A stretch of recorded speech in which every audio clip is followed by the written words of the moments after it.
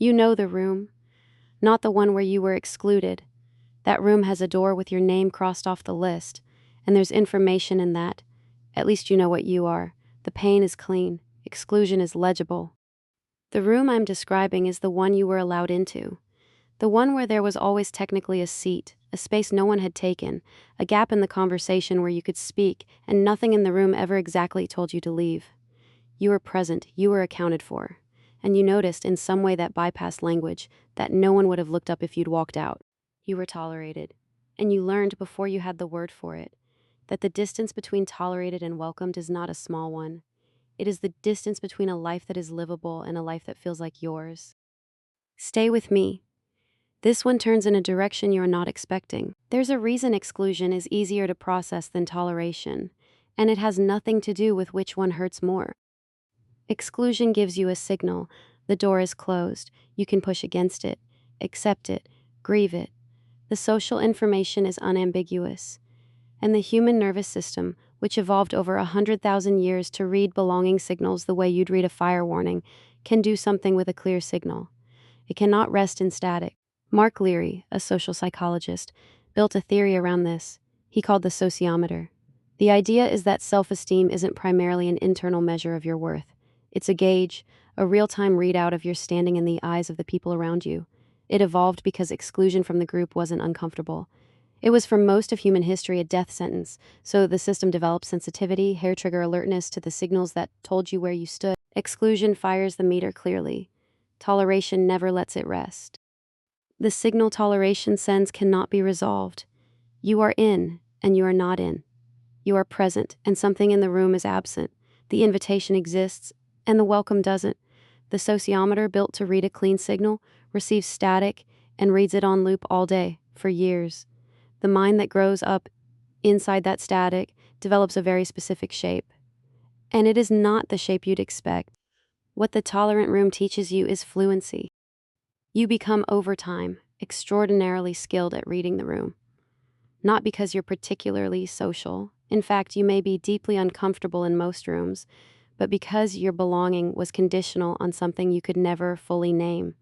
Some register that generated less friction, some version of yourself that cost the room nothing.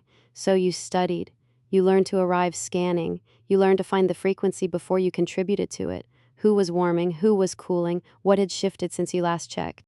Donald Winnicott, a British pediatrician and psychoanalyst working in the mid-20th century, described something he called the false self, a structure that forms early in children whose environment requires them to adapt to the caregiver's needs rather than having their own needs met. The true self, the spontaneous, unmanaged version, goes underground. In its place, something more workable emerges, something that can be allowed to stay. He wrote about it as a clinical phenomenon, but it runs in people who were never technically mistreated, in the person who was always technically included. It runs wherever belonging was conditional on being the version of yourself that didn't cost the room anything. You learned to be useful before you could afford to be present, and at some point you stopped noticing you were doing it. There is a specific sensation that people with this history report, and it is not sadness and not anger. It is a kind of freeze. You walk into a room, a new one, or even a familiar one, and before you do anything else, the calculation begins. Not consciously, not a list you make. Somewhere behind your sternum, a process runs. Who is warm, who is cool, who is tracking you, and who isn't. Whether the space you're in is one you've earned, whether something has shifted since last time. John Cacioppo spent decades studying loneliness, and what he found should disturb you more than it probably will. The most corrosive form of loneliness is not isolation. It is presence without contact, being in the room and unreached, being seen and not perceived. And the nervous system, he found, reads this as threat, identical threat to physical danger in its cortisol signature, its immune response, its effect on sleep. The brain, at the level of its oldest structures, makes no distinction between social danger and physical danger. The person who grew up tolerated has been in that threat state so long it registered as normal, which means something else. That state, the vigilance, the calculation, the low-grade alertness, came to feel like being present. It came to feel like paying attention, like being alive in a room. And calm, by contrast, came to feel like waiting for something to go wrong. Here's where I need you to slow down, because this is what the video was actually about. The hypervigilance that protected you, the constant scanning, The room reading, the adaptation into the version of yourself that could be kept, did not switch off when the tolerant room ended. It became the lens you carry into every room after it, including the ones that might have wanted you, including the people who might have meant the welcome. You arrive pre-calibrated for toleration. Your nervous system has one job, and it learned that job in a specific school: scan, adapt, remain acceptable.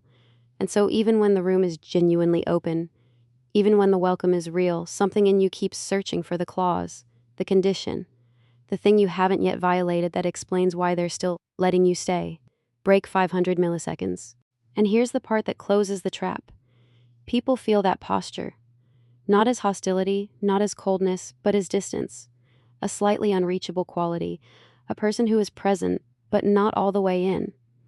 When they feel it, some of them stop reaching. They read it, correctly, as a sign that you haven't arrived yet, and the room cools by a degree, and the monitor fires. The person who was never truly included may have learned, without knowing it, to reconstruct the rooms that excluded them. There is a question underneath all of this that I'm not going to answer for you, because I don't think you've ever been allowed to sit with it. If someone welcomed you completely, without a clause, with nothing required in return, would you feel it land? Or would you already be scanning for the thing they hadn't found out yet? The version of yourself they hadn't encountered that would eventually change the temperature of the room. Because if welcome has always arrived with an asterisk somewhere in your body, the wound isn't only about the rooms that tolerated you, it's about what you brought with you into every room after. The posture of a person waiting to be quietly uninvited. You have gotten extraordinarily good at being acceptable, at making yourself the least costly version of yourself, at reading a room before the room can read you. Those are not small things. They are exhausting and they are real, and they came from somewhere real. But they are not the same as being home. Break 300 milliseconds. Somewhere behind the scanning before the first room taught you to be careful, there was a version of you that did not arrive already apologizing for taking up space. I don't know if you've met that one recently, but here's the thing worth sitting with tonight. If you stopped performing acceptable all the way, nothing held in reserve, you might discover one of two things: that the rooms you've been managing were warmer than you allowed yourself to notice, or that they weren't, and you can finally stop spending yourself on them. Both of those are information, and either one is more useful than the freeze. Then decide which one of you came here to understand what toleration does to a person, and which one already knew.